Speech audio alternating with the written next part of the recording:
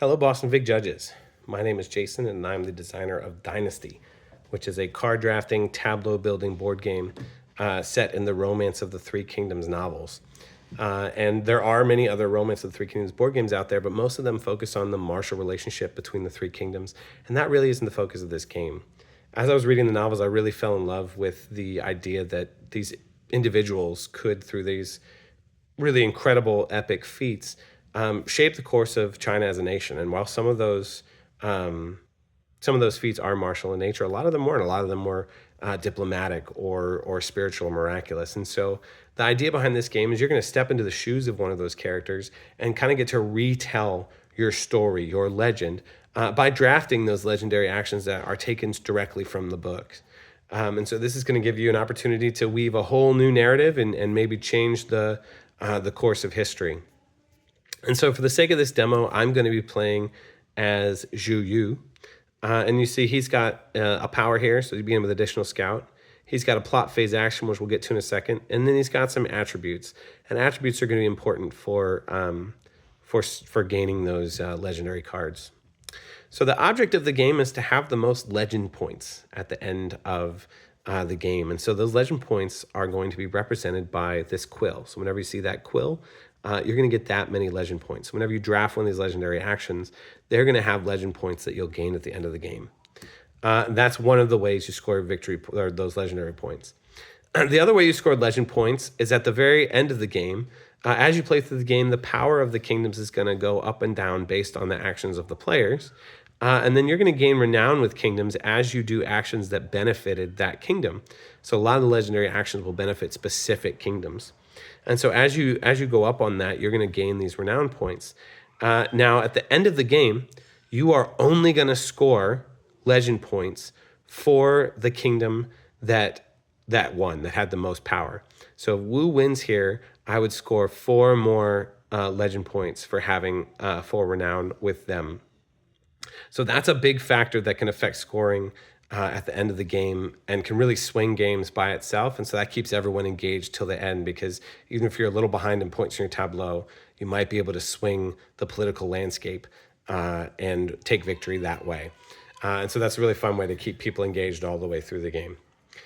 So what we're going to do, I've got the game set up for a 2-player game because we've got 2 columns of our map of China here. For every other player that we add, we would just add another column to the map. And but I've only got 1 player set up for the sake of efficiency. We're just going to show you the turns of 1 player. So basically, go on your turn, you're going to have 3 phases that you're going to resolve. The first phase is called the plot phase, and plot phase actions are found in the bottom left of cards. So in the beginning of the game, Zhou Yu starts with just the ability to move one of these cards, slide it to an adjacent space. Now, I don't really want to do that right now, so we're going to skip our plot phase for this first round that I'm showing you. The second thing you've got to do is you've got to draft a basic action. So the brown cards here are the basic action cards, and so I've got to choose one of these to draft. And what I'm doing it in service of is eventually the third action the third phase of a round is optional, and it's to draft one of these legendary actions adjacent to a basic action that you just took.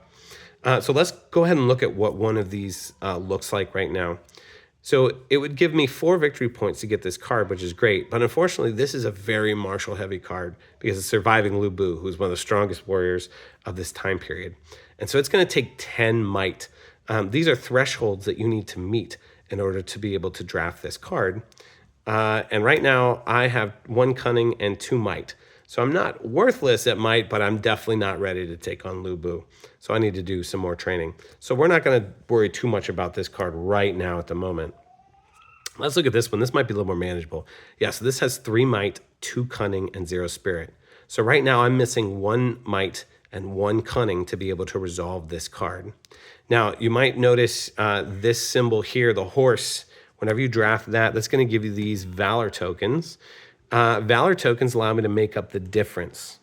So it costs me 1 valor to make up a might a difference in might, 2 valor to make up a cunning difference, and 3 valor to make up the spirit difference. Unfortunately, I have none of those tokens right now as well, and there's no card on the board that would give me 3. This card only gives me 1. So what I'm going to do, I'm going to draft this study card because I'm going to be looking to the future. So the big decision-making space in this game is when you're drafting actions, not just what you're looking for right now, but also what's going to help you in the future.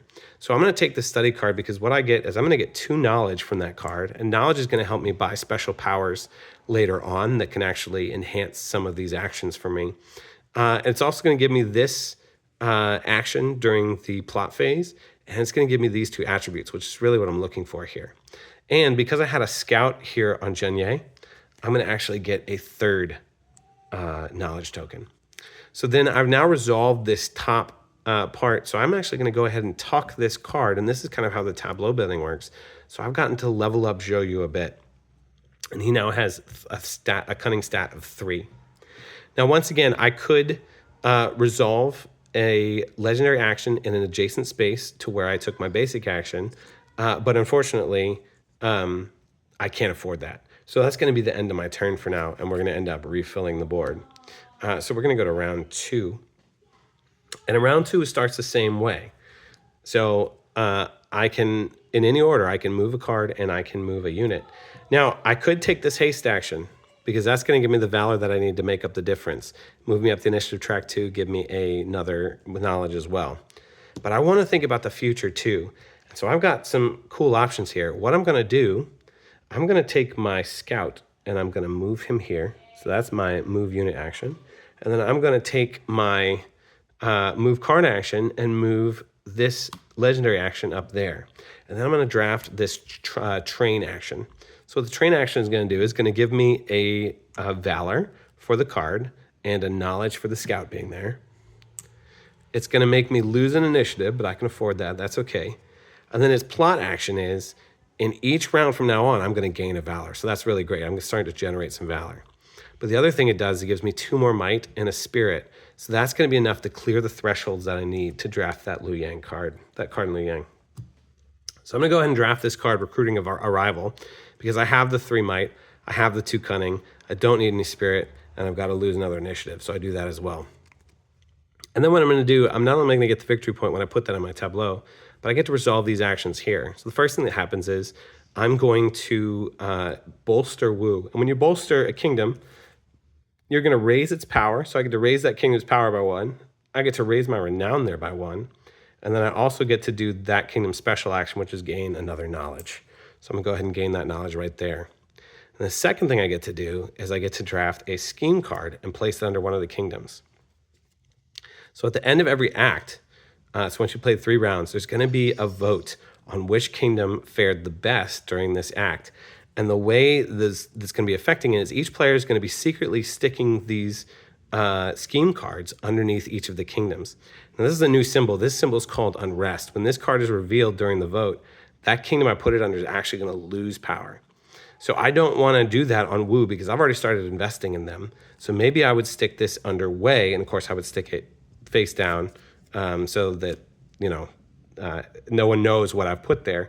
And then in the vote phase, you're going to have to kind of figure out what people have supported to see which kingdom you think is going to be the best. And hopefully you're protecting the interests of your kingdom because at the end of the game, again, you want to be able to score the points in whatever column you're the most ahead in.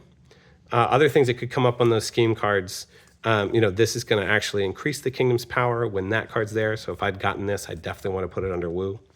Or there are cards like this. So after revealed, supporters of that kingdom are going to gain a knowledge and a valor. I stick that card somewhere where I think I'm going to vote, and then I'm going to get those benefits if I support them with my vote card. So that's another way to kind of increase yourself and increase your resources. So I've done that.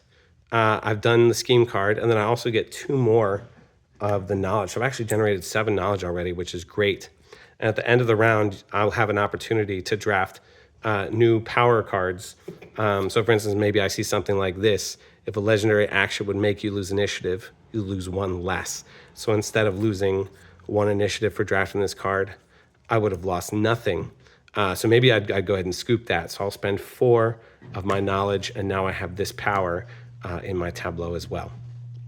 So that's a second round Dynasty. We'd go to a third. I hope you enjoyed it, and I'm looking forward to playing it with you at the table.